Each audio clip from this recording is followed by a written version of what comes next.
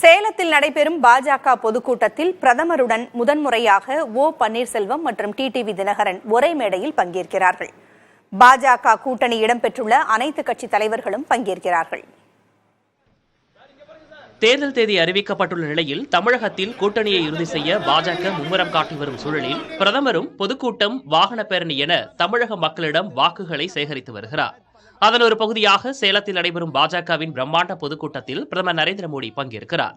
இதற்கான ஏற்பாடுகள் செய்யப்பட்டு வரும் நிலையில் இக்கூட்டத்தில் பாஜக தலைமையிலான தேசிய ஜனநாயக கூட்டணியில் இடம்பெற்றுள்ள அனைத்து கட்சிகளின் தலைவர்களும் பங்கேற்க உள்ளனர். முந்தைய பொதுக்கூட்டங்களில் பங்கேற்ற ஜி.கே. வாசன், ஏ.சி. சண்முகம், பாரிவேந்தர், ஜான் பாண்டியன் உள்ளிட்டோரும் மேடையில் அமர்வார்கள் என அறிவிக்கப்பட்டுள்ளது. இவர்கள் மட்டுமின்றி முன்னாள் முதலமைச்சர் பன்னீர்செல்வம், டிடிவி தினகரன் ஆகியோரும் முதல் முறையாக ஒன்றாக பிரதமருடன் மேடையில் அமர உள்ளனர். பாஜகவுடனான கூட்டணியில் ஜி.கே. வாசனின் தமிழ் மாநில காங்கிரஸ், பன்னீர்செல்வம், டிடிவி தினகரனின் அமமுக, ஏ.சி. சண்முகத்தின் புதிய நீதி கட்சி, ஜான் பாண்டியனின் தமிழக மக்கள் முன்னேற்ற கழகம் உள்ளிட்ட கட்சிகளுடன் கூட்டணி உறுதியான நிலையில் தொகுதி பங்கீடு, வேட்பாளர் அறிவிப்பு என அடுத்தடுத்த நாள்களில் அறிவிப்புகள் வெளிவந்த வண்ணம் இருக்கும்.